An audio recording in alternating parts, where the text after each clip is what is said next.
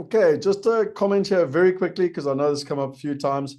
When you're doing the accountability, it's only ever in the month that we're in. So like this is the month of October, it'll always be October. If someone else somehow opens up one of the other sheets, just ignore it. It's always in the month of that month. So apologies. I don't know who opens it. I have tried to freeze it before. It blows me away. Okay, a couple of things just while you're here, just from an admin perspective. The Investor Summit, I am getting some pressure from them. I know that we have dropped the ball here as well. So I need to get that finalized with people for the people who want to come with me in July next year. If you want to know more about it, reach out to me and just send me a WhatsApp saying Investor Summit, and I'm going to create a WhatsApp group and get going on that because we need to get that sorted. I do want to just remind you of this, which is our blueprint, which is that we're all here for wealth, freedom, and legacy. It starts with belief and knowledge. You need your plan, access, systems, the accountability, and the trust. And just very quickly, I'm not going to take time on this, but that's why we use the platform to get the passive income, the knowledge. Well, you've got wealth going global. You should all have access to that. The plan, well, that's where you sit with Anthony, and they basically build out the entire plan for you. And each one of you should have a plan, once you've gone through the process that looks like this. The access, well, that's all about access to deals. And, in the last 2 months, we've had self-storage. Last month, we had Medtail, and now we're about to go to data centers, which is really exciting in terms of that process. In terms of the system, well, you've got access to the platform. Accountability, well, you've got access to me. That's why we meet monthly on the mastermind. And at the 6K level, obviously, we do the group coaching. And at the 12K level, we do one-to-one coaching. And then finally, the trust, well, that's why we do the Wealth Weekend. And I can't overemphasize the value in coming to the Wealth Weekend, meeting with people face-to-face. I know I say this every month, but I can't stress it enough. The difference between the people that are getting the most value out of the mastermind and those that aren't are the people who've come to the Wealth Weekend because of the trust. The next one is March 2026. I think the dates are the 11th to the 15th of March. Why to attend? Well, I'm not going to go through this in all the detail now, but it really is a game changer for you. And you only have to listen to everyone who's been to understand that difference. So for me, the number one thing is trust. And our whole game of investment is trust. If you want to understand the difference between the 6K and the 12K, there is a document that I can share. So if you just fill in the survey or type in the chat room, and the team can share it, and I will put up the survey now. I put up the monthly survey. I know it doesn't change. It changes a little bit every month, but I do appreciate it if you fill in the survey because it just gives us feedback and it helps us know what's working for you, what's not working for you. So I just leave the survey open for the whole session, and you can fill it as and when you want to. Without further ado, it's now time to move to Ryan. And this is really interesting because if you remember last month, I actually asked you what were the different sessions that you would like. And I'll talk about that more in the admin. But one of the ones that certainly people have been asking for a long time has been this whole where is the world going, and data centers, and power is the new oil, data is the new gold. And I'm really excited. This has all come together very quickly, but Ryan and I have known each other for about 3 years. We've done 3 different industrial developments together. All of them have worked, all of them paid monthly. So it's been a very positive experience in terms of that process. This was meant to close on Monday evening. I know that many people are still hoping that they get their money to land in their bank account. And because Ryan was presenting live with us this morning, or depends whether I say this morning, it's after midnight for Ryan. In terms of we did extend it to today just so that hopefully that money lands for people and clears. But I did want to let you know, I was talking to Ryan last night or this morning, and I was just asking, how it was going, and actually asking if we could get some more allocation. And it's actually oversubscribed. So it's quite phenomenal to understand that, this opportunity that's been put on the table for us has been live for not even 10 days or so, basically a week, and it's already oversubscribed, not just for us, but for Ryan and his team as well. So Ryan, it's without further ado that I wanted to welcome you and say thanks very much. I know that it's 12:39 at midnight for you. So the one thing that hopefully technology can solve around the world is how to solve time zone stuff, because there's no good time if we do it, no matter when we do it, someone's upset. So no, but I really appreciate you being here. Thank you very much for your time. Yeah, absolutely, Scott. It's just another day in the office for us. We'll go out, we'll break out of here and go get breakfast and be back at it. So I got Tyler on as well. He's my business partner at AllSpot. So yeah, honor and a pleasure to be on, guys. Thank you so much. Awesome. Well, over to you, Ryan. We are fascinated. This is our mastermind. This is sort of our exclusive community. And I think for us, what we're really interested in is to kind of start. I know we did a deal launch, if you want to call it that, a week or so ago. We had to, because it was going live. But this is more of a macro. Talk us through your thesis. What is the big picture? How do you guys operate? What should we be looking at as investors? And then let's bring it down to the micro and the opportunity. And because I think the most important thing we as investors want to understand is, what should we be looking at, and what are the important trends? What does power is the new oil, data is the new gold? What does that all mean? So yeah, help us with the future. Sure, sure. So first of all, can everybody see my screen here? Yes. Yeah. No, we Okay, got you. let's Got see. you. I'm gonna Perfect. move these tabs around. I've got 1,000 tabs open. Okay, so yeah, guys, first of all, I'm Ryan Billings. If you guys don't know, we run AltSpot Capital. I've spent my career, I started out in venture, worked venture, private credit, then went on I worked in private credit, worked my way up from associate to managing director at a pretty large private credit firm in Los Angeles. And then ultimately, I went on to partner in an industrial firm where I led about $200 million of industrial real estate and industrial business acquisitions over about the last 2 years. So, I'm pretty extensive across, different aspects. And I launched AllSpot to do one thing, and that was to be my own personal like multifamily office. AllSpot's not. We didn't launch this company. Tyler and I launched it, and we didn't do so to have the traditional private equity venture model where it's growth at all costs and very focused on getting from retail investors to institutional capital and growing, at rapid pace, often leaving carnage in our wake. Wanted to operate this as a family office, and I'm utilizing this company to invest in the same way I do in my personal investments. And I say that it's important for what we're about to go into and what we see and how we look at the markets. I've ultimately been very successful investing in my personal capital, and most of that has come from frankly, my father-in-law launched a very, very successful venture capital firm that about 5 billion AUM, a global venture firm, and he's got a very, very successful network of pretty much everybody in the Silicon Valley. And through them, I really learned a lot as I was working through my career in finance, and kind of figuring out how to stay on the forefront of things, how to distribute capital, and there's a lot of there's a lot of tips and tricks on how to be on the cutting edge and the front end of these things, and how institutions operate. So that's kind of why we built AltSpot. We wanted to democratize, top quartile investing, investing in institutional level deals. Typically, a lot of the retail deals you can get in are still good deals, but they're they don't have the same lever pullers, they don't have the same cutting edge strategies and theses.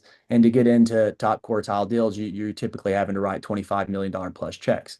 So what we're able to do is utilize our network, utilize a handful of strategic partners, and then ultimately that allows us to come in with community capital and also be a value add investor. It's very challenging. It's not just about money, but just FYI, just because you can collect a lot of capital and write a big check. Institutional deals are very, very strategic about who's on the cap table, meaning they want people with big names, renowned allocators, et cetera, to be on their cap table because it's a good look, right? They don't want a lot of syndicated capital. They don't want a lot of names they don't know.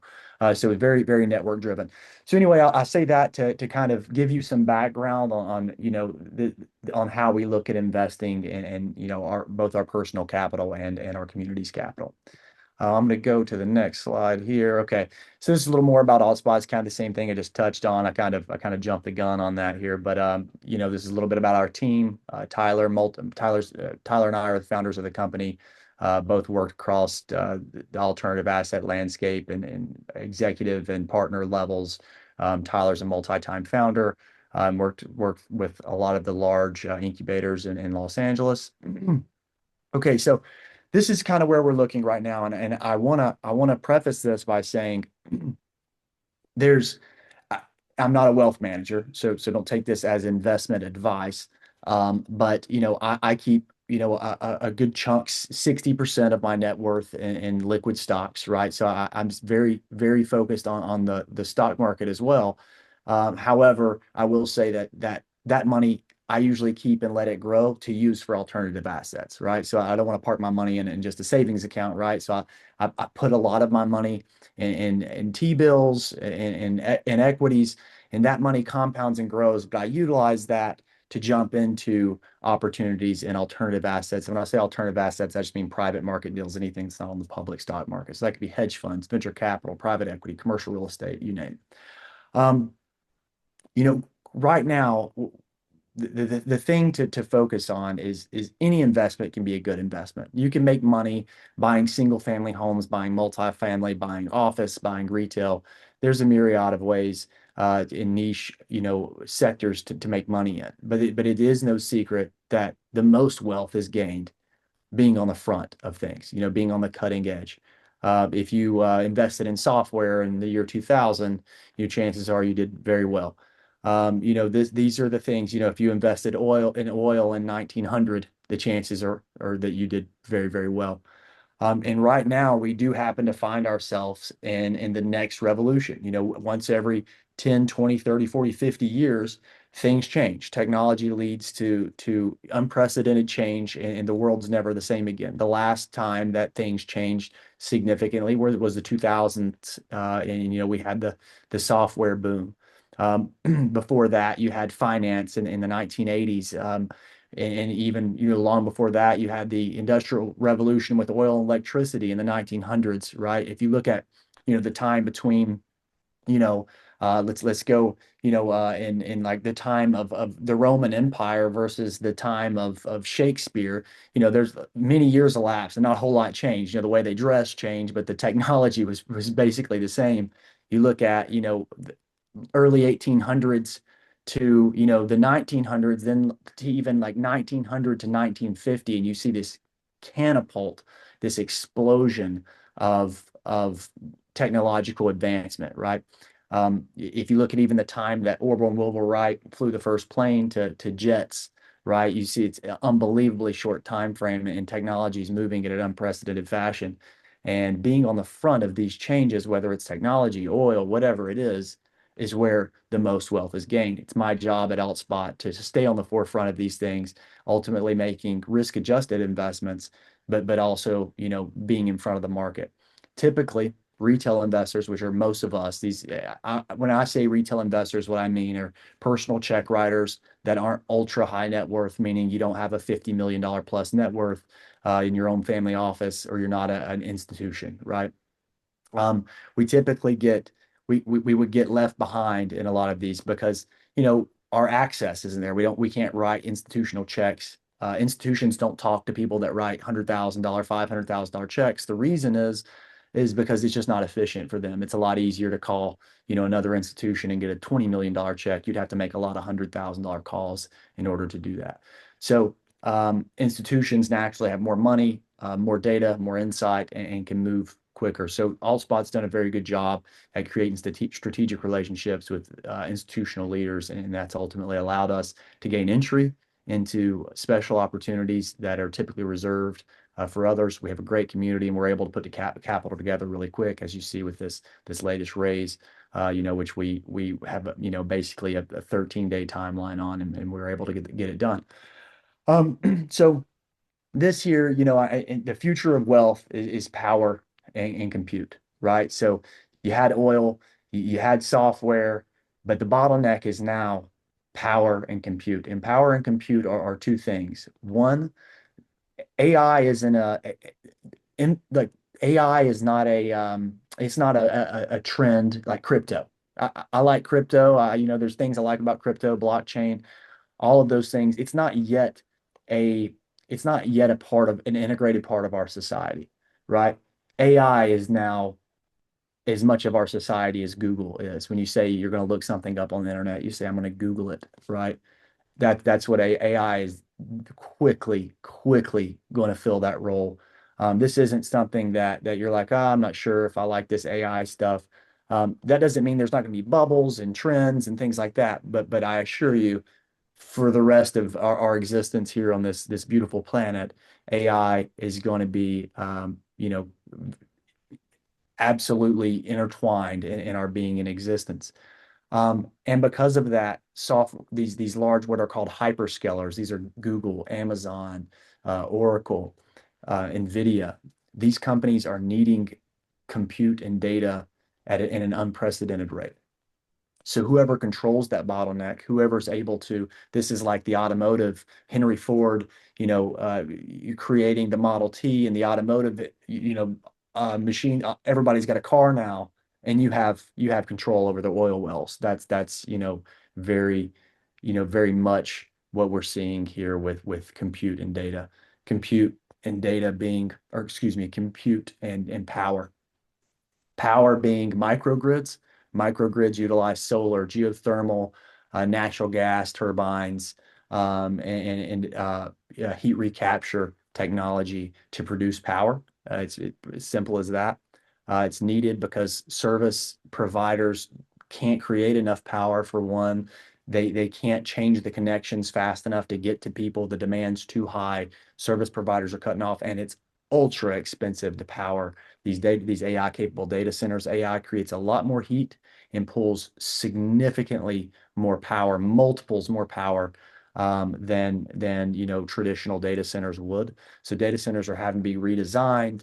And there's simply the service providers can't get the power to them. And it's very expensive. So the entire economy is shifting. The backbone of our infrastructure is shifting. Fiber optic is shifting, and everything that we've built since the 80s is now getting ready to change, and it's got to be updated. So this is similar to when I try to kind of put it on. It's similar to electric vehicles on a much larger scale, because electric vehicles are just transportation, right? In cities, people walk, you can take the subway. This is everything you do and everything that relies on technology, hospitals, airplanes, drones, security, defense, military. There's nothing that, I can't, I live in Los Angeles, and, I can barely get to the grocery store without putting my Google Maps on now. So this is the backbone to all that. But what when I try to describe it, the best way to kind of grasp it is how fast we went from, hey, combustion engines, are the best thing made, to now, everybody's got an EV mandate, and basically every major auto manufacturer has plans to move strictly to electric vehicles. Uh, Mainly because of course, there's mining and many other things we could talk about that there's arguments on both sides whether they're better or not. But the point I'm trying to make is that, this shift is pretty dramatic. Things, you have to have chargers now. You have to have a charger at your house. It's like that, but exponentially larger. Okay. In saying all this, traditional real estate's losing its edge. And what I mean by that is not that, please don't take that. I've bought, millions of dollars of real estate myself. I've advised on more than $1 billion in transactions. I love real estate. It's always going to be a great investment. We're always going to need structures. Right now, however, it is a strange and tricky time. There are people able to carve niches in the market. Real estate is a leveraged asset, so you do have to watch out about how much risk you take naturally, because it's like investing in the stock market with margin. It can certain leveraged assets can get dangerous, right? If you lose a tenant, something like that. Um, the issue right now is office is decimated after COVID. Just, people work from home, and then businesses realize they didn't need these skyscrapers and this huge expense. So office is struggling.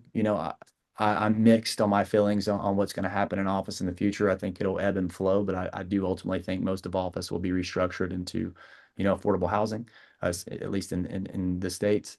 Retail's still a great investment, but it has changed a lot. Amazon online shopping has really changed.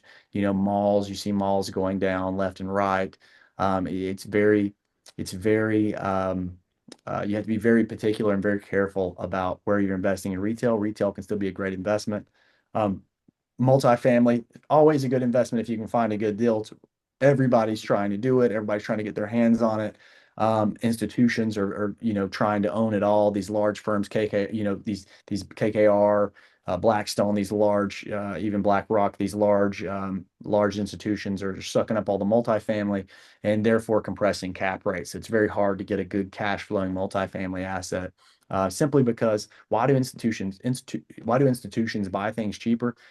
Institutions don't have to turn over the same numbers that I do, right? When I buy an asset, I have to make it attractive. I have to make it more attractive than what you could find on the stock market. Why would you invest with me when you could go invest in a REIT on the stock market with a $100 billion company, right? So my advantage, I have less overhead. I have to make the deals more attractive. That being said, it makes it hard for me to buy because these large companies can come in. They can pay more than I can and control deals better. Um, but when you look, and then you have industrial. Industrial is my favorite asset class right now, for a myriad of reasons. The American manufacturing, especially in the States, American manufacturing is blossoming. We are, there's of course there's political tensions, and regardless of how you feel about one side or the other, the fact of the matter is most shareholders after COVID are pushing to have manufacturing de-risked, if you will, brought back at least near shore, and so we can walk away from any supply chain issues and things like that. Automation is going to have to boom to catch up. It's too expensive to make things in America. It just doesn't pencil right now. And billions and billions of dollars are being put into automating factories. Industrial is a great place to invest. This tricky part with industrial, again, is in order to have safe industrial, you need to be close to metropolitan areas, big, strong credit companies, because these are single tenant leases, right? One tenant goes out, now you own a $20 million building that you have to pay the mortgage on till you can get somebody back in there. And that's not like a restaurant in downtown, right? There's only a select few companies that need this industrial space, a lot smaller pool to choose from. Um, and then you fall back into the same thing where you're battling, trying to fight institutions for deals. You can still find some good deals, but it's hard to find a lot of great ones. It's very challenging. Industrial firms I worked very, very hard to kind of balance risk and reward, and find turnaround stories that were ultimately going to be stable, but that were a little outside of the institutional spectrum, where maybe they didn't want to get to know the operators, and maybe they had a down year and they didn't want to take a chance on that. So we really have to get roll our sleeves up, jump in with the operators, and understand the business and what's going on. But ultimately, multifamily, triple net real estate, which was really hot 10 years ago, has lost its edge primarily due to debt rates increasing exponentially. Thus, now operators are having to take more risky deals to make them pencil to keep investors happy, because investors don't like to hear, "Hey, it's not going to cash flow for 3 years," right? So they're forced to take a little more aggressive deals. But then ultimately also JP Morgan's got a triple net fund now, guys. So when JP Morgan's buying something, that their huge money's flowing in, it makes it really tough. And ultimately, real estate is right now, because of this debt rate environment, because of the current construction environment, it's always a great investment, but its edge, that there's not as much edge in investing in real estate. I still invest in it. A lot of my holdings are in real estate. It's got fantastic tax benefits if you're in the States. But it's lost a little bit of that edge because everybody's doing it right now. A lot of people are flowing capital in. It's fantastic wealth preservation, but growth and preservation are certainly different things depending on your investment goals. So this is just kind of going back over, power is the new oil, right? So there is no getting away from the fact that we need microgrids. There's no way to get away from we need data centers. By 2030, global data center demand will triple. So just think about the last time a demand for anything has tripled, right? Last that's like the demand for masks, quadrupled during COVID, right? So these aren't 30-cent masks; these are $6 billion data centers, right? And the demand is tripling. Um, it's a great stat right here. By 2035, AI compute alone. So this is not all the other power of the lights. Just AI alone could consume, more than 8% of all U.S. power generation.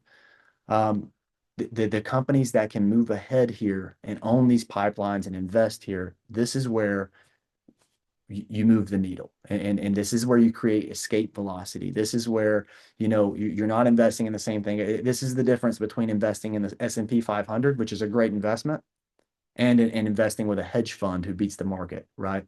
This is Buffett versus your financial advisor at your local bank. Why isn't everybody doing this? Because the projects are very, very complex. There's a lot of red tape involved. They're very expensive. You're looking at $6 billion builds, even for small microgrids, so 20 or $30 million builds. And ultimately, it's a new frontier. There's not a lot of people doing it. You don't know who to call. Most of the people that are doing are very large institutions who are, not exactly hanging out on YouTube giving away secrets. So it's a very close circle right now, and these institutions don't want a lot of people to know how to do it and know how important it is because they want to get a grasp on it before everybody else does. So now then there's $21 trillion in grid and distributed generation investment needed over the next 25 years. So that's I can't fathom how much 21 trillion is. I'm not even sure that I could write that kind of number down on a piece of paper if you asked me to be honest with you, but it's a lot. Well, I'm gonna let Tyler jump in right here. other than to say that your government debt's more than that, but anyway, we won't go there. Well, that is a fact. That is a fact. But even that alone tells you that how large that number is. And I'm gonna let Ty jump in and take over right here and show you, kind of what the new infrastructure looks like and how it's changed. Ty? Yeah, so the new infrastructure, can everybody hear me okay? Yeah, we Yeah. got you. Infrastructure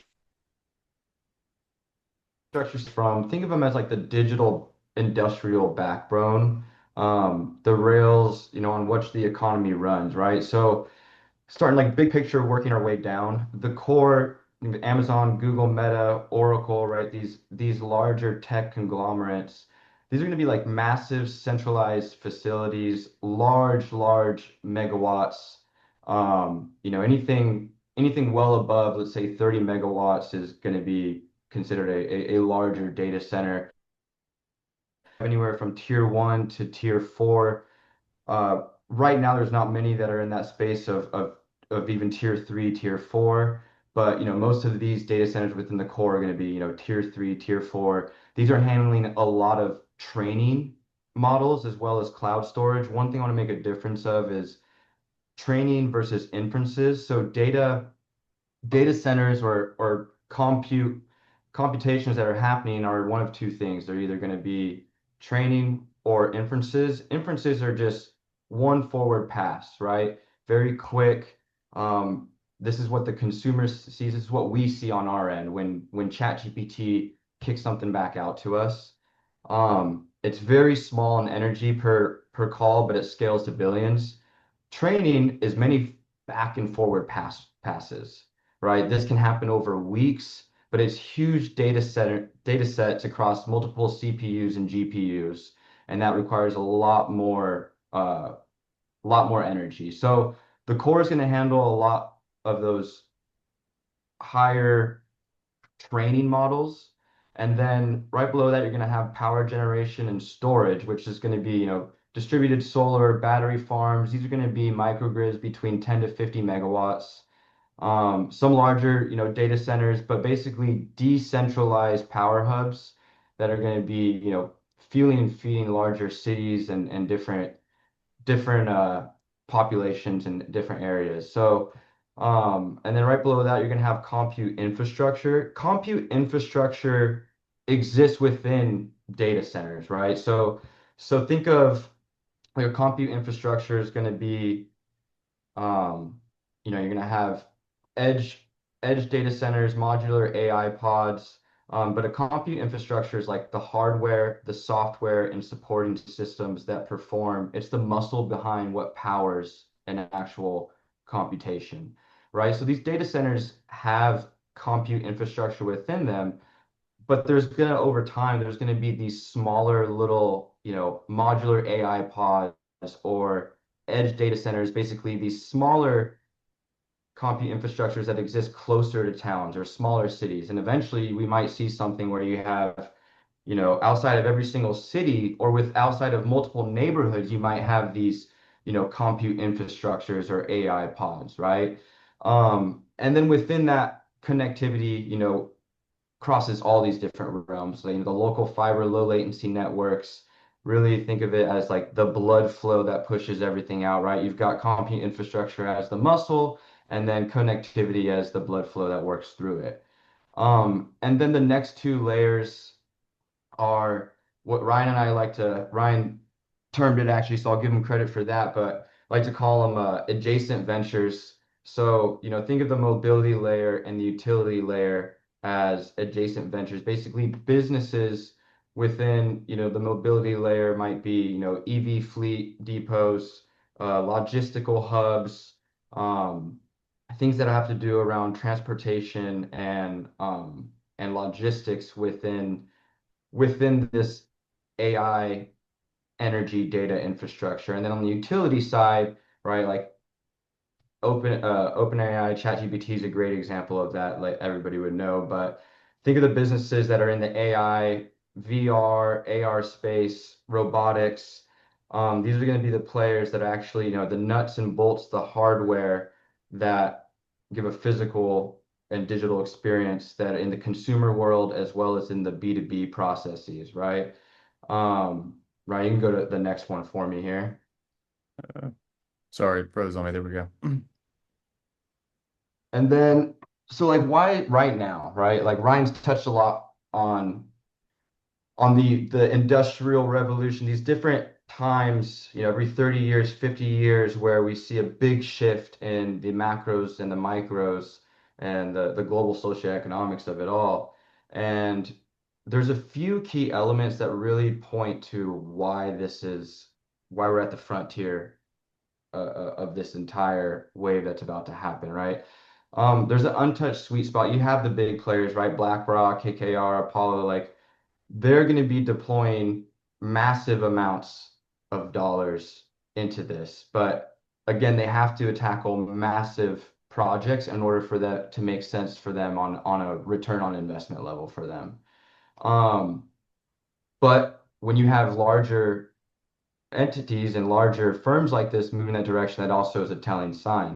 However, it also leaves a window for opportunity for some of these middle market players, right?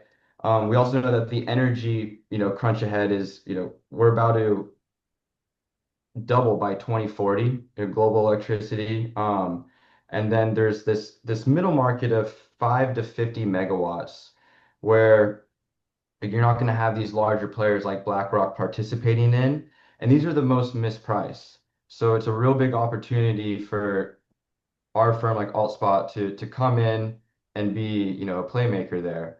And then AI's hidden backbone, right? Obviously, we all know that it survives off of energy and data, but the actual spending behind it, over the next decade, we're looking at a 1.3 trillion, and that is a massive amount of investment into one specific niche. And the probably what I think is most exciting about this space and what will actually get everybody to follow, right? You have the early adopters, then you've got the followers, and even if you're looking at an investment landscape, you have these tax incentives that are really going to be fueling this infrastructure development. Like this is going to be the snowball effect. So the ITC credits, and I'll talk a little bit about what that is, but 30 to 50% US tax incentives on eligible infra, right? And bonus depreciation. So what that looks like here is there's a few different monetization options. Projects can either sell or transfer an ITC credits to other taxpayers. It's called transferability. Um, this also means you don't have to like get stuck with a big tax bill. You can actually sell the credit for cash, which is a huge deal for investors and developers. It also allows direct pay for like certain entities, such as nonprofits or municipalities. And then you can also receive like a cash refund instead of a tax credit on certain options. And why this is like huge for investors, especially in the infrastructure, energy, and data centers. It enhances ROI by reducing effective capital costs is like one key thing. Um, it improves project feasibility and IRRs, and it encourages clean energy alignment, right? And one So, interruption there, and I know some of you guys where you're not in the States, you don't get to take it, part of you were thinking, why would you even talk about this? Because we can't take advantage of that tax. And that's actually not the case. You can't take advantage of it on your federal and federal taxes, of course, but these ITC tax credits, depending on how you invest, these are like huge numbers of like, we did a data center project where it's like $360 million of NOI at full capacity. And there's $360 million of also of ITC tax credits and energy arbitrage. So if you're investing in the GP layer or the platform layer of that company, that revenue is revenue you get to tap. So I just wanted to make that clarification. Sorry to interrupt you, Ty. I just want to make the no, that's clarification that's that very good point. depending on how you invest in these opportunities, you may you may be able to, even though you can't take the tax, you can't reap the tax reward, you still get to reap these tax incentives that the government's pushing forward are phenomenally lucrative. So that just a point on that. Look, Yeah. I think there's And just one other thing, guys, that I want to just mention, which when I came back from the investor summit in June, one of the key themes was making sure that you invest to be able to take advantage of these tax incentives. So particularly with Donald Trump and the changes he's made and everything else. So I just want to reinforce what you're saying. Anyway, back to you, Tyler. yeah, no, very good point. I bear with me on this chart right here. It's a little hard to see, but I'll call out the numbers as best as my eyes can. But this is to support really what Ryan was talking about as far as the amount of energy and compute power that's going to be really needed as this scales, right? Like we've been on this seesaw over the past few decades of software is growing, growing, growing, growing, right? You've got software over here sitting high, and the infrastructure and hardware, if you will, is going to need to balance itself out, right? Now, in order to do so, this is a snapshot on electricity demand over, between now and 2030, right? So by 2030, they're saying 650 terawatts. Just to give you an idea of what that is, there's going to be like roughly 80 100 gigawatt data centers to roughly handle that 652 terawatts. So when you think of like from a development standpoint of data centers and from an investment standpoint, what that looks like for an opportunity, that's massive. That's massive amounts of development over between, the now and the next 5 years, right? Um, so it's something that I hope that we can keep up with. Everybody's gonna do their best to get there, but we gotta just keep building. It's gonna require building, building, building. And what that means though for LPs and retail investors is a huge opportunity, especially going back to that sort of that middle market play between 5 and 50 megawatts, right? You're gonna have the bigger players going after those larger developments, and then there's going to be a huge opportunity to help support those, to get to that 652 terawatts. That's going to require so much development. Yeah. There we go. That's going to require so much development in those middle market areas, right? Just to be able to allow the actual computation to occur. Um, So that's Ryan, you're gonna go to the next one right here. Um, and on that point of the bigger players, right? They have their eyes on those larger developments. It also takes them a little bit longer to move in into certain areas. So that's why those middle markets, they just completely look over past them. And a firm like AltSpot, speed and resources will always win, right? The giants can't move fast enough in that space, but that's where we can, right? Through our resources and through our experience of commercial real estate and VC as well. Yeah, guys. So, this is touching on what Ty said, and I know this is a lot. We're throwing a lot at you, but the point of all this is really two things. A, there's a lot of great investments out there, but the best investments are always on the forefront of waves, right? On the forefront of shifts. In 2015, had you have gotten industrial real estate, that's how multi-billion-dollar funds, explode and grow really quickly. Of course, you couldn't predict COVID, but if you could see the shift, if you start looking at the data shift around 2015 to get in industrial real estate, you almost can't miss. You buy industrial real estate, and you're going to grow and make a lot of money. They're having 20% IRR exits, holding assets for 2 years, and getting a 1.5x return. These are being on the forefront of these things is how maintaining wealth is S&P 500 style investing. Good, nice, safe investments that slowly grow over time, and that's fantastic, especially if it's tax incentivized. But being on the forefront is how you move the needle. That's how you create escape velocity. Most of you investing, 50,000, $100,000, 100,000 at 1.5x over 3 years really just doesn't move the needle a whole lot, right? And not that that's a terrible investment, but these are the kind of investments you invest in. You turn 100,000 into 700,000 over 8 or 9 years, right? So the way you move the needle is being on the forefront of things. Every person I know in my circle that is, and I'm fortunate to have many people over the 100 million to multi-billion net worth range, that are both mentors and family friends and in my network. And some of those are our strategic partners here. Their wealth was created being on the forefront, being first.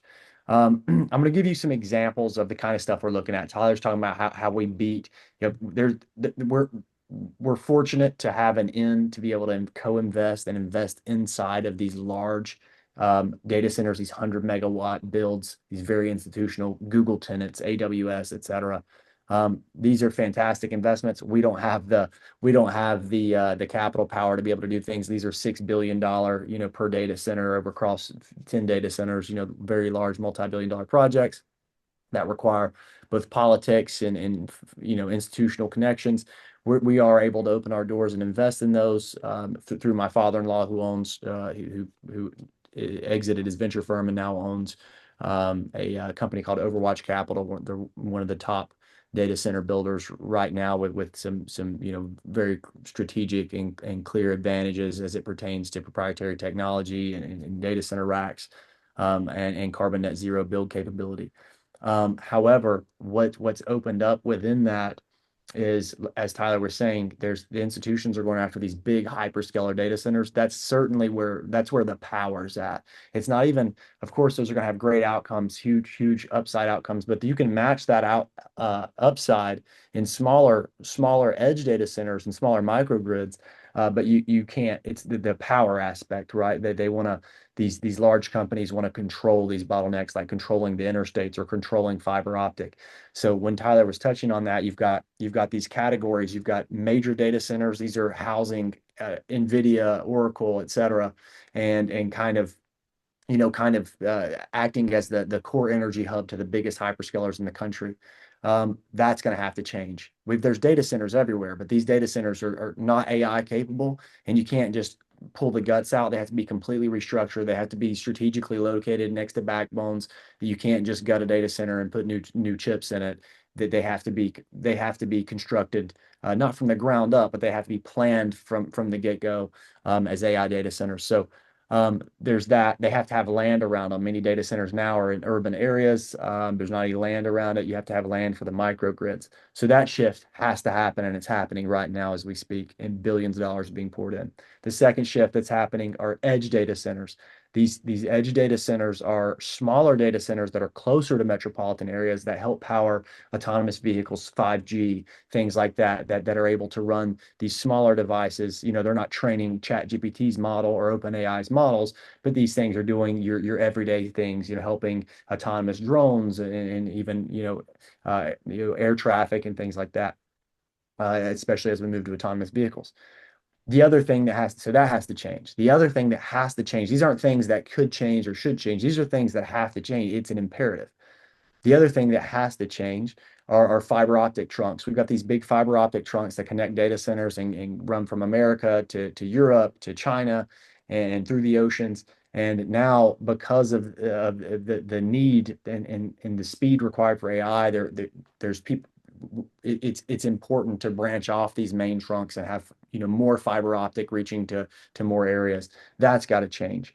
All of that has to happen in order for, and the last piece is microgrids. Microgrids, there has to be more efficient power. There has to be more power.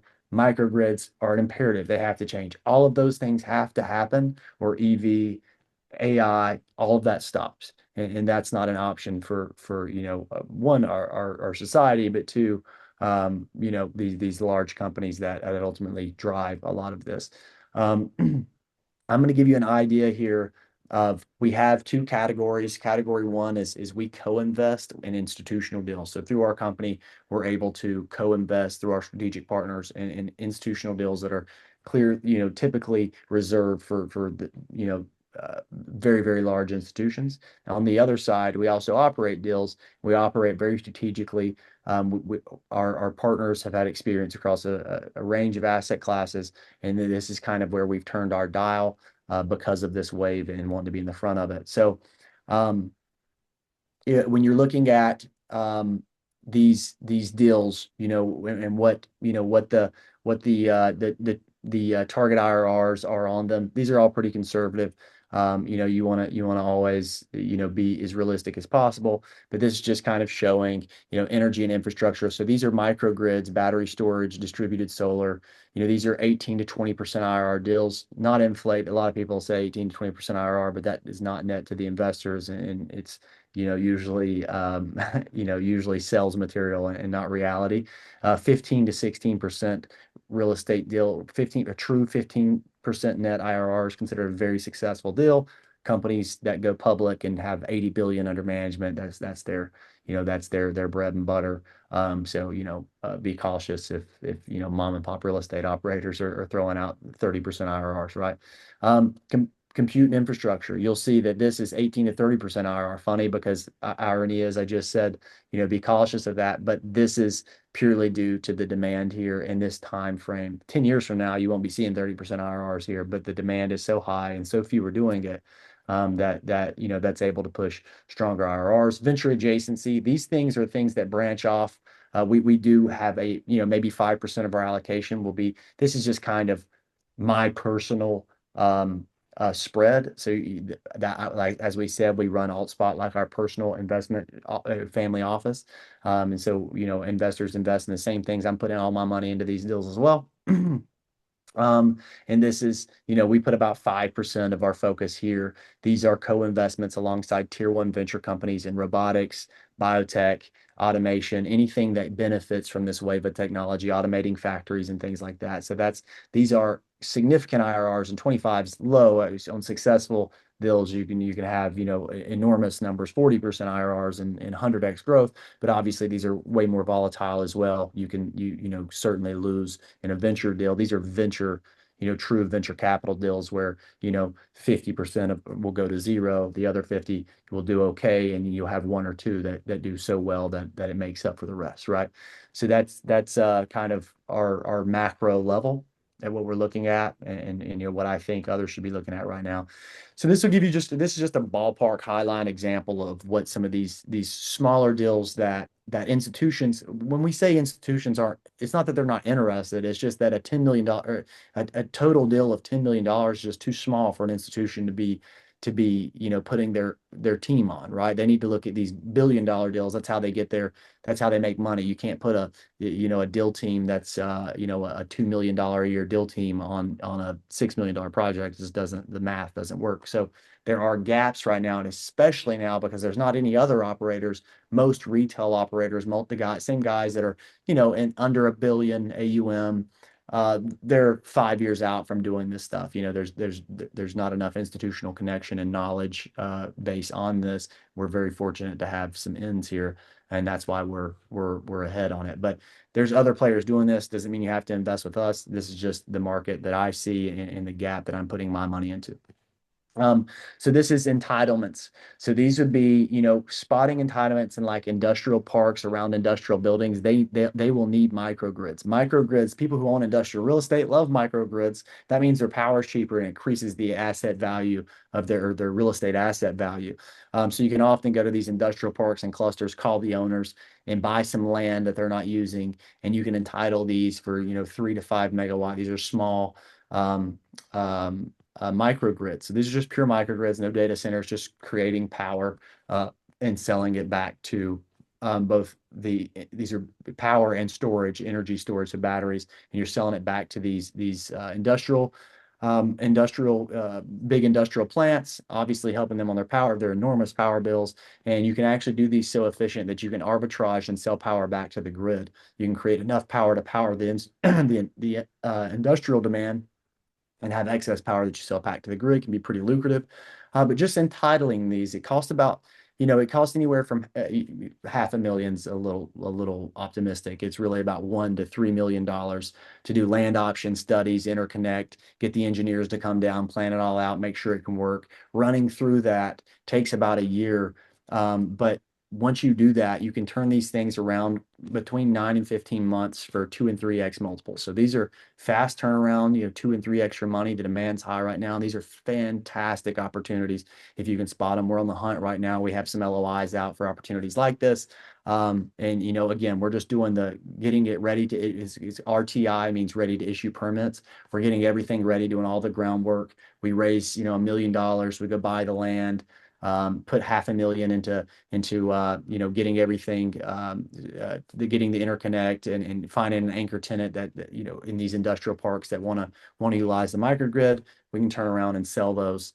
And those are fantastic opportunities. Perfect example of something a large institute, KKR, doesn't have time to go hunt down a $1 million piece of land and negotiate it for a $2 million turnaround. But smaller companies do. So this is kind of the level up from this. This would be kind of our second phase. These are building and operating microgrids. Same thing, except for now we actually build them out. This is $12 to $15 million CapEx deals. So around $5 million in equity needed. These are 8 to 10% yields. So the cash flows, very nice on these. You can turn around and give investors, 7 to 8% cash flow. And then ultimately, look at it's like a very, very strong real estate play where you're looking at, a 2 to 2.5x over 5 to 7 years. That would be an out of the park real estate play, very, very successful real estate, but you can do that pretty consistently here if you can pull it off. It is complicated, expensive, and there's a lot of groundwork that goes into getting these things up, getting the approvals. It's actually that initial groundwork that's sometimes the most challenging, and there is some risk there because you find something that you can't build on, and then you ultimately have to sell the land, get the money back, and move on to the next one. And there's some money wasted, of course. This is kind of this third stage. This is where the real growth and money is. We're trying to expand to get here, but this would be these edge data centers. So you got a microgrid and a small edge pod right outside of a large metro.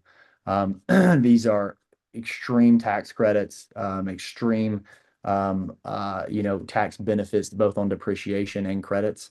If you're in the States or have a LLC in the States, you're looking at $8 to $10 million raises on $30 to $38 million CapEx builds. So these things will cash flow like pigs, as you see, $5.5 to $6 million in stabilized cash flow with exit multiples in that 5 to 7 year range of 3 and 3.5x, right? So these are these are, this is the sweet spot if you can kind of be a large enough firm where you can still, you have the overhead to be able to focus on these, but this is flying right under the institutional radar. Institutions will play with these and they'll buy them. They usually just don't have the time to develop them. So it's the sweet spot for operators, and there's just not a lot of people doing it. Maybe 10 people in the United States right now are focused on this. Last piece here is we kind of wrap up. Um, Typical cycles, institutions move first. These big private equity firms, they see things, they have access to data that we can't imagine, and they typically move way before retail investors do. Retail investors come in late, they take more risk, they invest with smaller partners that are kind of getting the scraps, if you will. And I don't say that I've been the guy doing that, and I've done well in it. I've never, to this day, I've never missed on a real estate deal. I'm not saying it's a bad investment, but ultimately, in the grand scheme of things, that's typically what happens. Retail investors get to things late. Same thing in the stock market, right? People buy these stocks, and it's like they can see the future. It's probably because there's some insider trading going on or something at these big companies. We wanted to change that, so our entire plan is to be on the forefront, cutting edge strategies, and also invest alongside institutional investors, but also lead, cutting edge um, uh, uh, uh, cutting edge projects from our, on our own front as well, giving investors the ability to do that, and also building a community that's large enough that's able to go after some of these opportunities. Um, the concluding thought here, I'll let you guys read this. But when it's talking about, the wealth that came from oil, steel, and finance, that is the difference now. The oil is now. If you look at the data, this is not something I'm trying to sell to you. Get on the internet and dig around. This is the future, and there's no getting away from it. And it would benefit you greatly to dive in, learn, understand, kind of what's going to happen. Imagine if in 1998 I were pitching you the ability to own fiber optic cables, right? While everybody else is still using, dial up. I was saying, hey, look, there's this thing called fiber optic, and it is the future. Imagine if you owned those right of ways now, right? So that's kind of what this is, and it's, it is definitely something that's coming, and there's nothing other than World War that could slow it down or stop it. Yeah, we're ultimately happy that we have the insight and the ability to invest in these things, and hope to take advantage of it as much as we can, because at the end of the day, that's what it's all about. And that's it. This is our team. We'll just breeze through that, and yeah. Thank you guys so much. If you're open for questions, would love to hear any questions Ryan, anybody could I has. could I jump Happy in to. quickly? Yeah. So there's some great questions that have come through, but before we go to those questions, and Tyler's been doing a great job answering some of them as well. We will come to the questions. What I'd like you to do, and I'll come back to even summarizing what I've heard, and I've even got some questions. But I'd like to kind of take the Overwatch deal. I know we've done the let's call it the launch presentation. Some people might have been in it, some people might not have. It's irrelevant. What I want to do is take what we've spoken about now, which is the big like power and compute, and bring it together and go, okay, now here's a live deal. Now let's go look at this live deal. Let's look at the caliber of the partners, etc. So what we always try and do at a mastermind level is, because some people are live here today and some people will be watching this in a year's time, and that deal will be long gone. But what is useful is just to kind of take the theory of what we've understood now and go, okay, cool. Now let's look at the Overwatch deal. What does that mean? And I'd love you if you've got it available. If you don't, I can pull it up. But Yeah. just to kind of go through it at a high level, and even if we spend the next sort of 15 minutes on it, and then we'll go into the Q&A, I would really appreciate that, because it just Sure. takes the theory into practical. And you guys, you're going to expose me a little bit, guys. We use some of the same graphics on this deck. So That's fine. Don't no. worry about that. We're not trying to be a Harvard professor or marketing teacher. This is about learning and investing. You know what I mean? So we'll skip through some of this. So yeah, this is actually this is a deal that we recently that we invested in together. Obviously, as Scott was just saying. So this was a platform equity investment, meaning This company, Overwatch Capital, has a platform, Overwatch Investments One, that's mandated for 750 megawatts of data centers and microgrids. So these are right outside of large metro areas, with the path of attracting. These are large, big institutional assets backed by Blue Owl, Blackstone, et cetera. JP Morgan writing huge debt checks on these with leases from companies like Oracle, Nvidia. Actually, Oracle, I didn't tell you this, Scott, but Oracle signed an LOI today. So that's great. They're moving forward through lease negotiations there. So CoreWeave, Oracle, Amazon, Alphabet, which is Google, all these large companies. These are hyperscale level tier 3 and 4 data centers, with carbon net zero capabilities. So this is kind of what they would look like. This is a rendering that we actually own this site. You can see the solar on top. This is the microgrid. So yeah, pretty cool there. This is kind of going into a lot of the stuff we were just talking about. Compute can't scale right now. I want to go into, let's see these. So this is the example of this platform. They already own these 4 assets, right? So if you can see here, I was telling you why data centers can't just be gutted. Like, why can't you just go take why are the guys that already own data centers, why aren't they doing this? Because one, they're 95 to 100% occupied. They're making loads of money. It'd be like having a really crappy apartment complex, but it's full residency. Why would you remodel it, right? But the biggest issue is, notice how many acres we have around these: 10, 230, 13, 199. So this is acreage needed to build out these microgrids and even future-proof these microgrids so we can expand. So that's a lot of data centers are currently in very urban areas. So that's kind of going back over the prospective tenants. These actually, every tenant on this list we're in conversations with, or Overwatch is not us. This was, we're one of 3 investors in this platform equity. The other check, we're at $5 million and a $30 million check. Excuse me, 25 million and a 5 million. So let's go through here. So this kind of shows, what these sorry, wrong slide. This kind of shows what these projects will do. So you've got some build time. This is based purely on the real estate. So there's other ways to arbitrage when they get these microgrids up. There's JV gas relationships. They signed. When you want to go build a data center and you use natural gas as part of this microgrid, and you go to PG&E, which is like a large, Duke, PG&E, these large service providers, and you say, hey, I need a flat rate on 15 years of natural gas, they say, fantastic, let's see a $10 billion balance sheet, right? So we had to strategically go out and partner with a company that had gas rights. It's under very strict NDA, but this was a Japanese conglomerate that is, you can do some research and probably figure out who it is. They're do $100 billion a year in revenue and had a $30 billion balance sheet they put up for our long-term gas rights. Because of that, they wanted some upside, so they asked to invest in the platform equity. They wrote a $30 million check to get in the platform equity side. We came in right under that investment. So the 3 investors in this round are one of the managing partners' personal family office money, us, and a Japanese conglomerate was the only 3 people that invested in this platform equity. Now, this platform will go out and build projects with institutional investors. They'll build the data center. That data center will create cash flow and ultimately sell. That money flows up to the platform, the GP shares, and that's what we take, our pro rata shares on. Multitude of other ways to make money. There'll be other earlier money coming in from energy sales and different JVs and arbitraging their energy rights and things like that. But these are highly conservative projections. These are based on a 7% cap exit. 7% caps, what I typically model a middle market industrial firm, in Kansas doing $100 million a year after a 20-year sell lease back.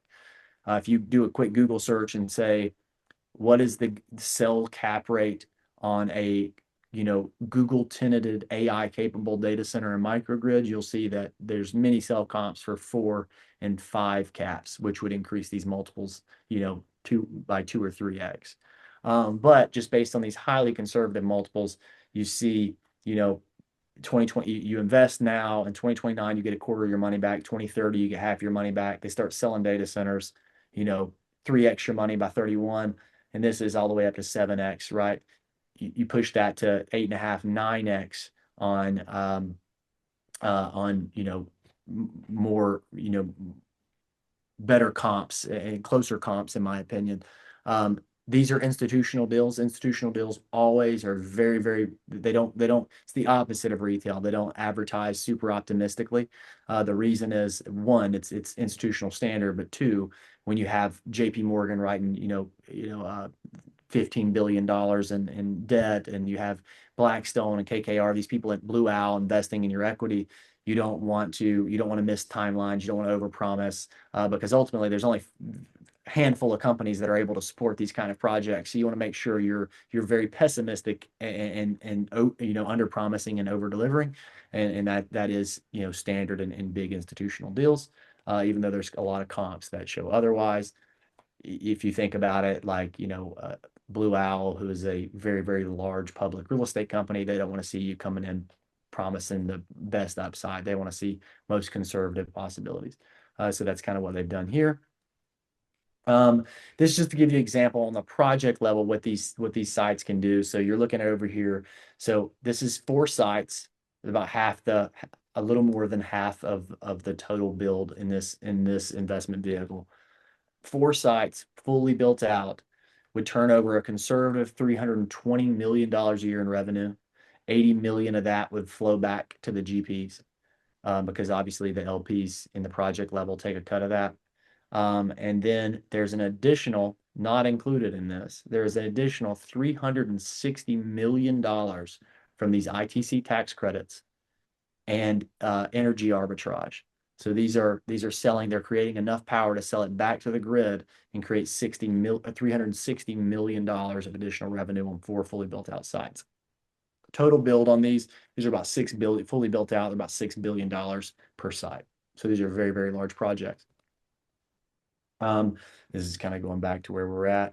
So this is what it takes to pull off something like this. There's a lot of people looking at data centers, and frankly, people trying to build tier 3 and 4 data centers, a lot of them will fail. 90% of them will fail, because it's simply, you've got to have these deep institutional relationships. If you look at the team here, the kind of the firepower, if you will. So commercial and industrial real estate. The real estate team is built and managed over 7 million square feet. This is $3 billion of capital deployed. So not total asset worth, just investor capital deployed, with an average IRR of 38%, which is, fantastic. Managing partner founded a data center and a VR system. This is a $220 million project with an enormous IRR. He was very, very early in this. The renewable power project. So one of the managing partners developed over 200 megawatts of solar, wind, and fuel cell projects. Some of these were actually with the DoD and the United States Navy. It's $300 million deployed on a 19% IRR, which is fantastic.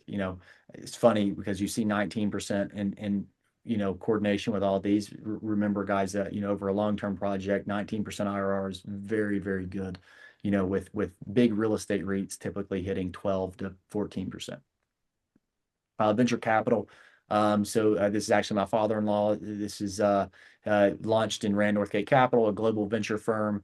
They manage 4.8 billion in assets with an average IRR of 24%. Oh, excuse me. And then there was Grand Canyon University is actually one of the most successful college IPOs in history. It's a $4.3 billion deal with a 437% IRR. There's plenty of business that sounds, unbelievable. But it's obviously a public company. So you can look that up on the internet and see that. It's pretty mind-boggling. If I'm not mistaken, it's the most successful college IPO in history. So this is kind of going into the team here. And Scott has this, so you can share. These are all managing partners. If you notice, these are groups of guys who have all led multi-billion-dollar funds and firms, right? It's not just one guy that comes in and does this. These are 5 partners that have been the tip of the spear, leading multi-billion-dollar institutions, all coming together to launch these projects. Great advisory team. Chris Volk. Chris took Store Capital public in 3 years. He was kind of the father of the middle market sell leaseback model that my prior firm kind of built their model around, and some of the other firms in the area have as well.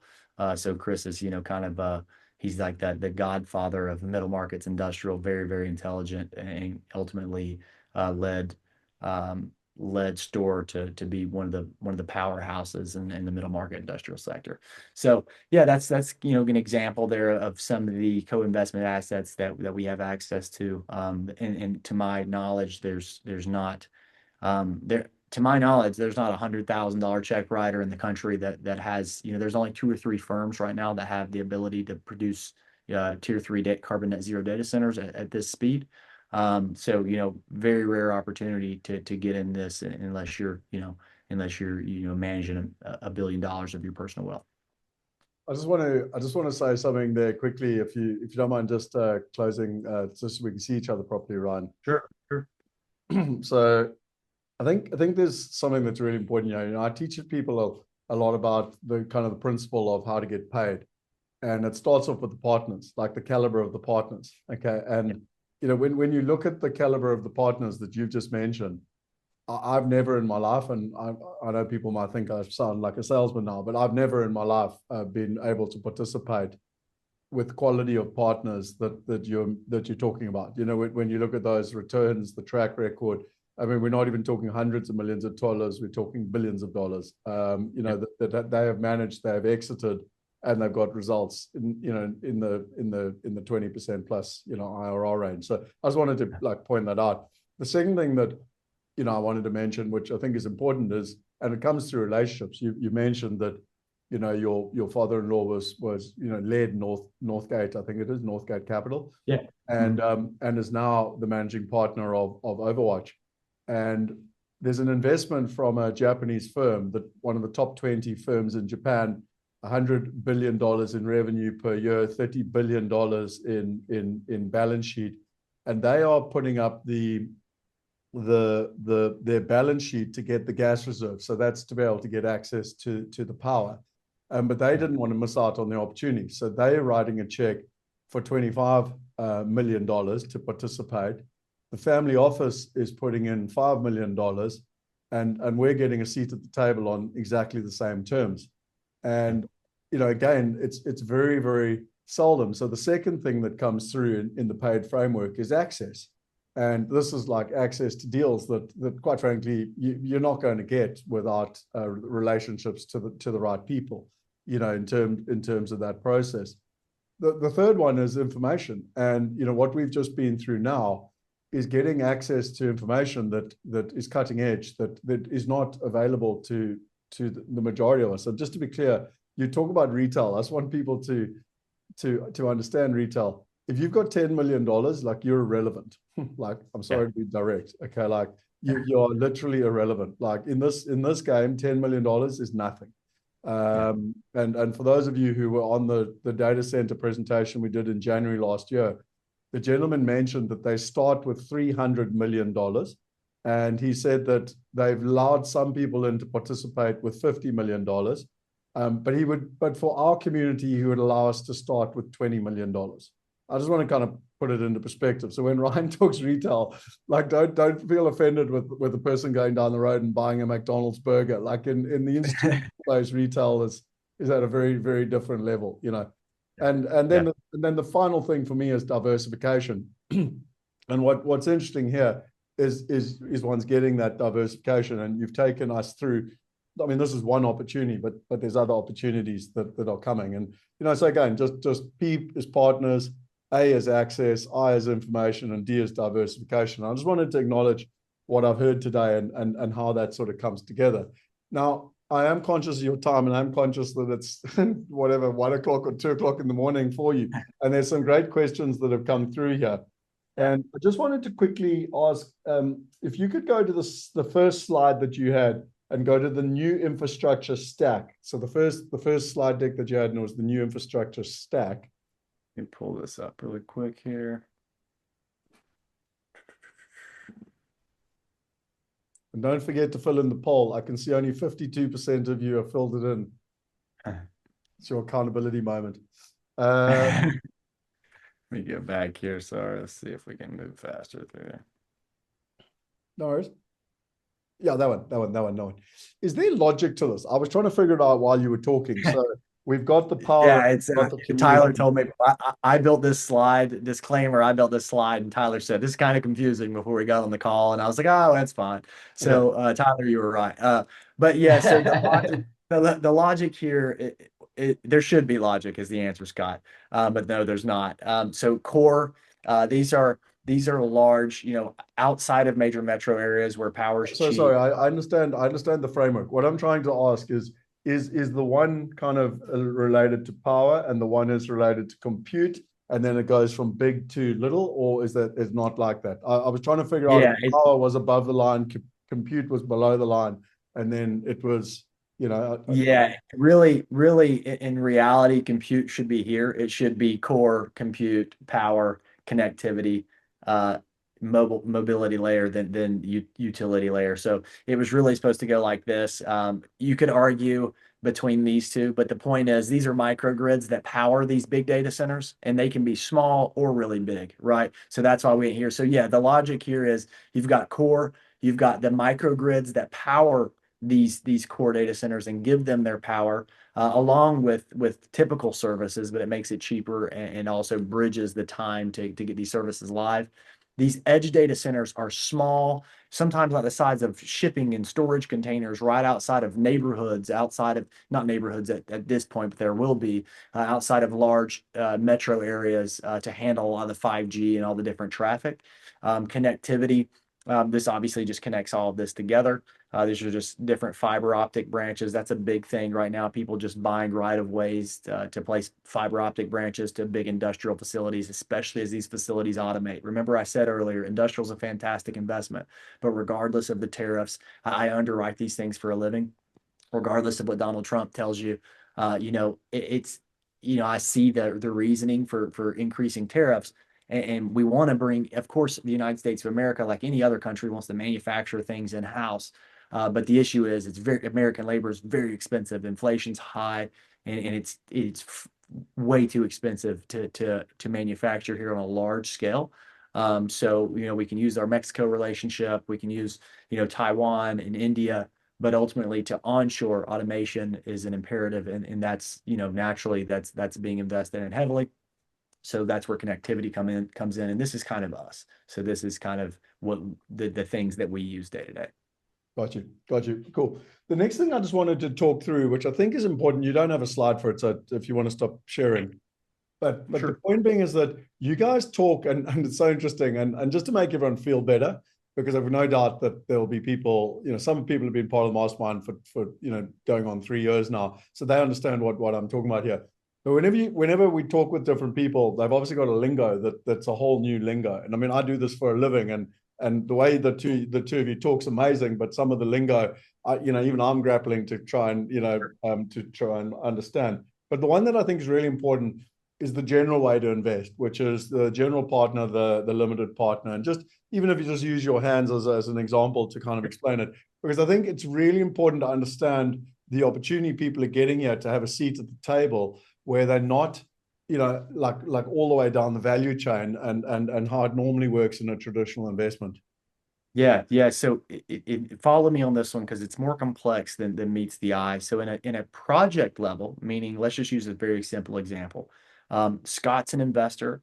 Ryan is a real estate developer. I'm going to go out and build a multifamily asset.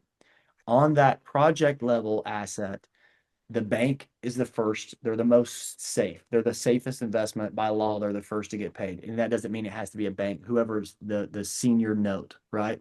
After that, it's subordinate debt or mezzanine debt. That's second. So let's say Tyler loaned us some money behind the bank's loan. He's the second person to get paid. If this thing all blows up and the bank takes it over, if I stop paying, the bank comes and gets it, they can sell it, they get their money first. The subordinate debt gets its money the second. Then limited partners come in. Sometimes there's preferred partners. We won't go into that, but limited partners come in after that. So typically when you invest in a real estate project, you have senior debt, then common equity. These are your limited partners. Above that is the GPs. The GPs are the last to get paid, but I'll tell you why the GP platform investment's better. GPs are the last to get paid on the project level.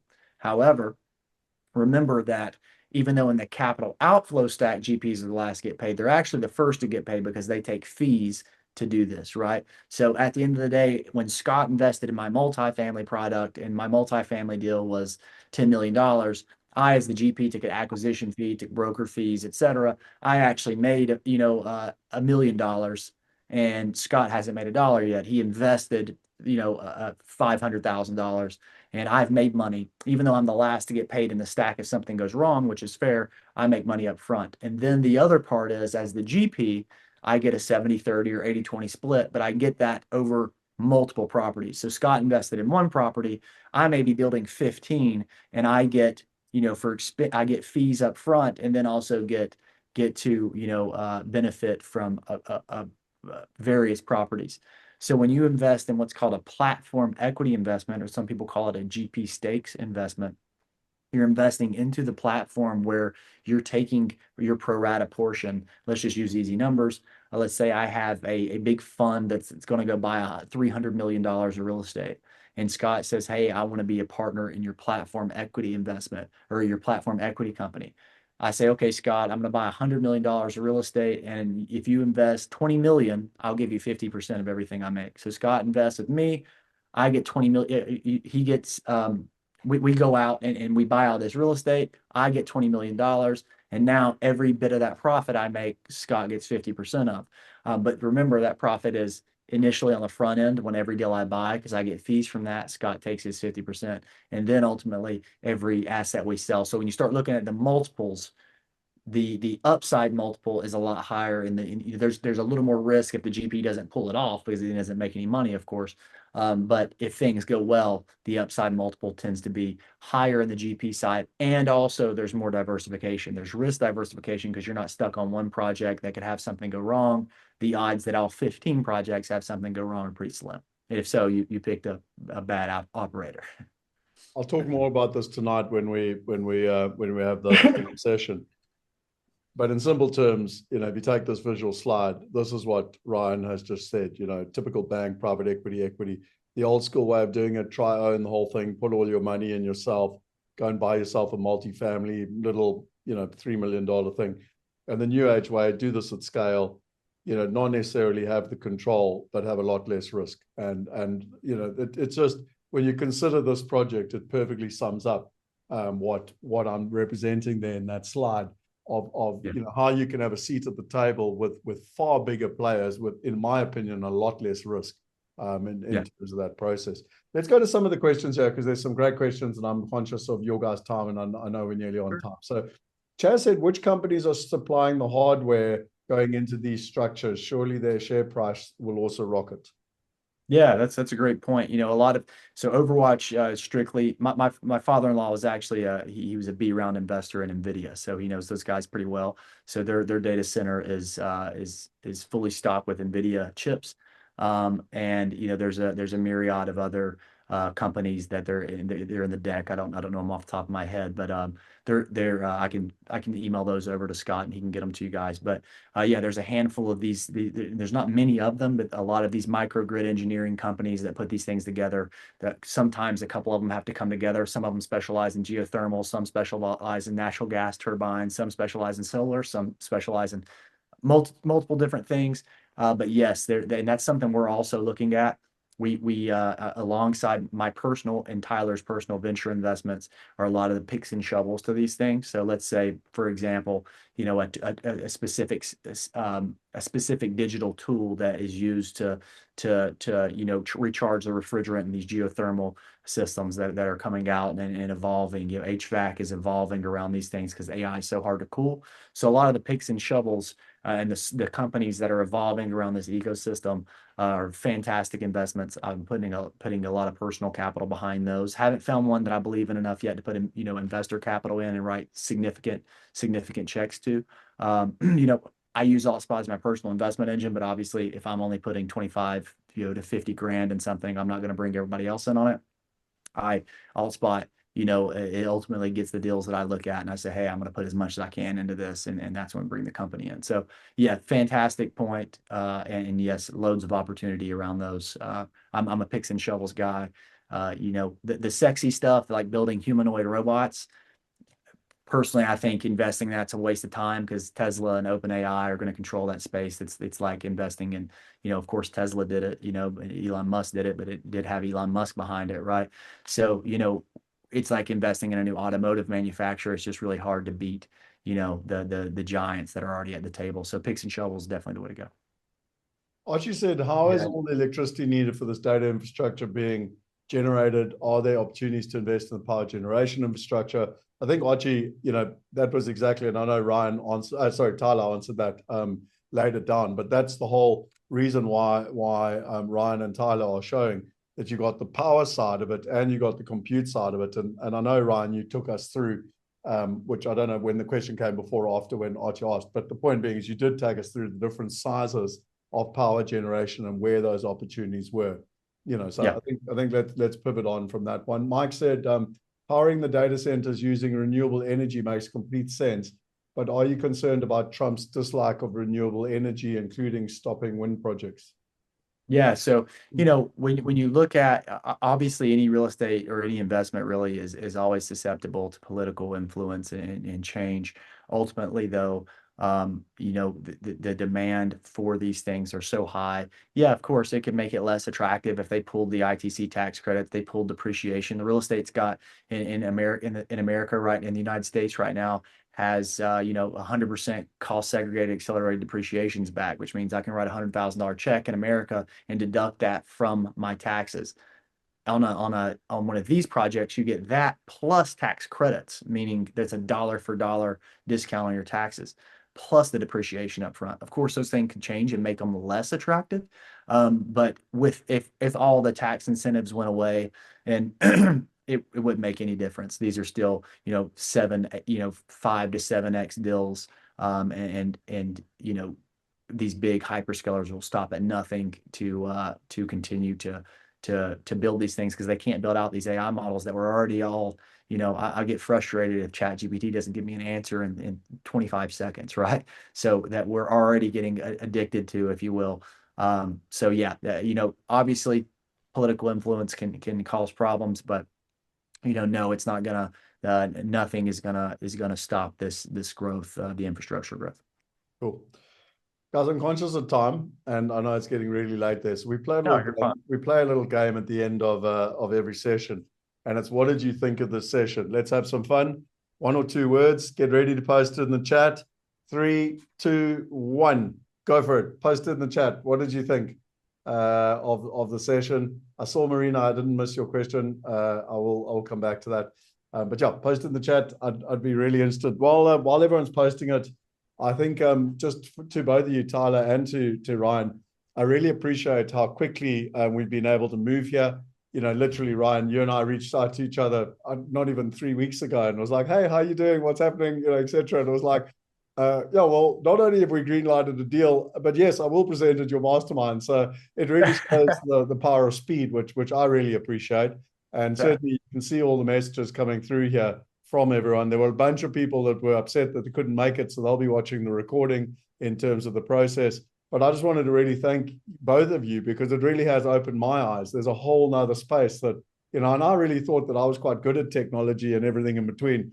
And when we do these things, it's really fascinating and keeping us at the forefront of what is happening. And the best thing about what you've done, which we didn't have with the previous data center person, is they got us all excited, but then there was no deal.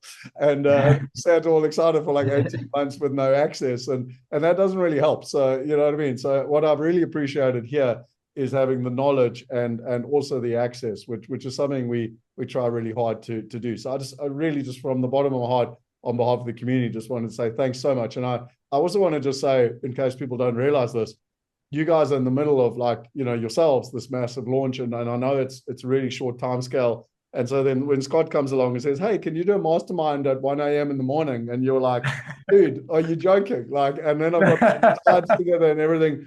And you came with a very professional deck and everything. So I just really want to, appreciate and say thank you. And it's not taken lightly. And I hope this is one of many investments that we continue to do with you, Yeah, likewise, Scott, and an honor and a pleasure to be involved and be a part of your community, and we'll do everything we can to keep providing opportunities and And our money's in this too, so we're just hammering away, trying to put our money to work, and we really appreciate the opportunity. And no, man, it's always a blessing to get on and speak and share knowledge, and also be motivated and learn from everybody in your community as well. We appreciate you're an asset to us, and we really appreciate that. Yeah, and I can second that. And I was telling Ryan earlier today, I was like, this is actually like fun and exciting, because we're gonna get to dig into this a little bit more. We've been in a little bit of raise mode, so we got to go back to, just doing some deeper research on certain things and providing some insight. And so, anytime that we get a chance to provide some value, it's also a learning experience for us. So, thanks for inviting us here, and it's been a great partnership thus far. Awesome. Well, I hope you can both read the comments. There's lots of comments with some nice words from everyone from the community. So thank you very much for that. Awesome. Thanks, guys. Okay, guys. Well, you can go to sleep now if you want to. I think it's about like 2 a.m. in the morning. So anyway, I appreciate your time. And Marina, I'll come back to your question. But thanks, guys. Appreciate it a lot. Thanks so much. Thanks, Thank everyone. you very much, everybody. So Marina asked just a question around the tax credits and how they work. So there's two answers to that. The one is the tax incentives will obviously be all passed through, which is, will all benefit us investors. And two is, since I was at the Investor Summit in June, we've actually been trying to investigate, because we do have a local LLC, which can build up these tax credits. And then it was like, how can we use the LLCs to roll over the tax benefits to benefit us as investors? I learned a hell of a lot about tax that I didn't know. I knew a lot already in America, but I didn't know a lot of, I learned a hell of a lot more. Again, remember that at the Investor Summit, I was invited at a table I've never been at before. And I learned a lot. And so we reverse engineering it with the partners who were on the ground there. Luckily, there was no speed, because they had to wait for the Trump, what does he call it? The big, beautiful bill or something to come through. And they've had to figure that all out and everything in between. So it's a work in progress, but certainly, Marina, not something that we're missing out on as international investors as to how we can follow that through. So I just thought I'd let you know with regards to that as well. Okay, so what I want to do now is just, I'm conscious of everyone's time. I always ask you this question. And if you're feeling a little bit out of your comfort zone, well, that's my job. That's what the mastermind is for. And we learn new stuff. And because this is where the magic happens. Just in terms of some admin, and I'll wrap this up very quickly. I had a really interesting thing with an accountability partner this morning, just with William, because I was waking up, and for a long time I haven't had a red, but today I had a red, and I was like, right, I need to get this sorted because it's really important to me. So I do believe with the accountability partners. Collaboration tonight at the fireside chat. I'm going to talk more about the old world way of doing it and the new world way, and hopefully you can see what's going on. I'm also going to be talking about this book, 10x is easier than 2x. Okay, it's the book I'm currently reading, and phenomenal, actually. Strongly recommend it. So a lot of the principles you'll already know. Maybe you won't, but anyway, I've heard a lot of them. But just like the previous book, The Diary of the CEO, we know these things, but we're not doing it. And if we're not doing it, we don't know it. The Diary of the CEO was last month, and amazing book, 33 Lessons of Life. And this month, I'm doing the 10x is easier than 2x.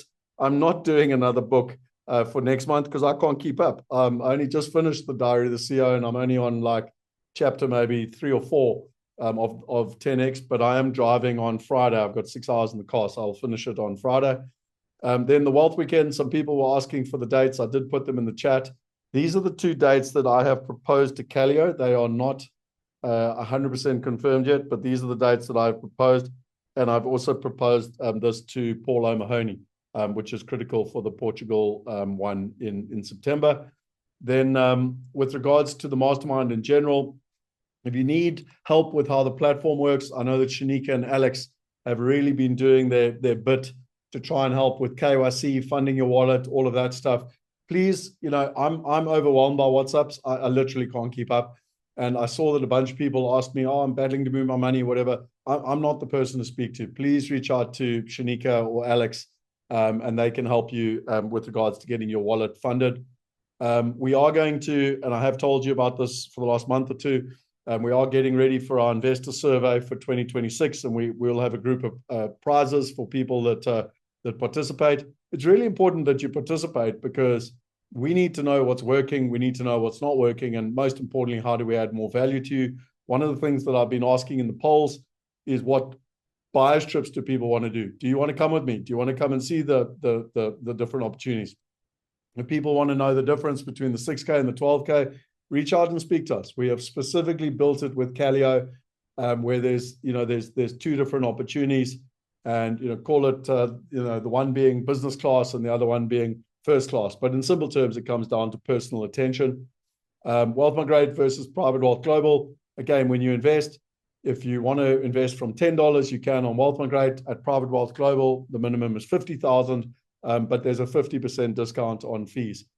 The resources, I talk about this a lot, but it is here. And again, I did post it. So you've got the time management resources here. So again, just to remind you, I'm in the Private Wealth Global platform. I go to start here and I go to resources.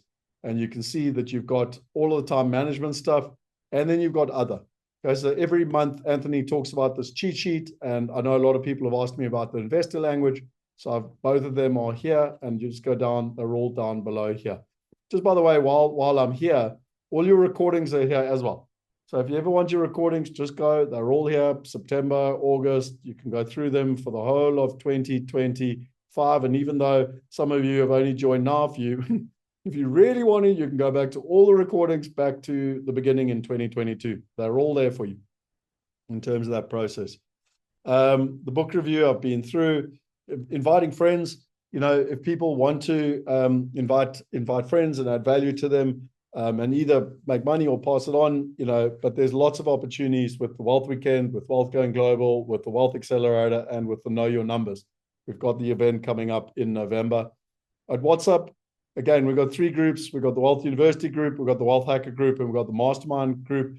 For you, if you only want to be in one group and you don't want noise, just be in the Mastermind group. I try and keep this just to Mastermind activity. The other 2, are more, there's obviously more information and more stuff that gets posted, but those are the 3 main groups. You don't have to be in all 3 of them. The most important one's the Mastermind. The bonus, again, I'm just going to go there very quickly. Under the classroom, you can go here to Business Mastery. There's an entire business course here by Tony Robbins that I've literally given you for free. So it's there if you want it. And then just in terms of our colleagues, Shanika and Alex, Kelly has, we've agreed with Kelly, she's moving on at the end of this month. So she's got an opportunity in Cape Town that she's moving on to. So just a reminder that the core team for this mastermind is Shanika, Alex, and Scott in terms of that process. And then also here at, sorry, those little pictures weren't meant to come up yet. But anyway, we've got the deals. So there's the different deals, data centers and industrial, the passive income challenge to get started. If you are interested in owning a piece of the company, actually our company, and being a shareholder alongside me and others, then reach out to me personally. I deal with that and I can take you through that process. And then in terms of next month, I did a survey, which we did at the end of September. And I asked people in the mastermind, what would you like? So we had dashboard creation, creating the top 5 most important financial metrics, 33 people. We had MAG property, which was industrial, 9 people. We had Ken McElroy, which I found really interesting because he is literally the multifamily guy and Robert Kiyosaki's personal investor in real estate. We had 11 people. Mike Maloney, gold and silver, we had 27 people. And Stephen Streetman in cryptocurrency and real estate, commerce without a currency game, we had 26. Data centers, we had 39. And then legacy and generational wealth, how do we do this successfully and leave a legacy? We had 15. So in terms of order, I started with the data centers, and I think the next one logically will be this dashboard creation. So that will be the next one on the 12th of November. And then I will start lining up these speakers and possibly others, but certainly Steve Streetman and Mike Maloney for early next year. So that'll be January and February next year in terms of that process. So, but yeah, let me know. I do try and use our community to engage what people want to focus on. And then just for the fireside chat this evening, I'm going to be going through the 10x is easier than 2x.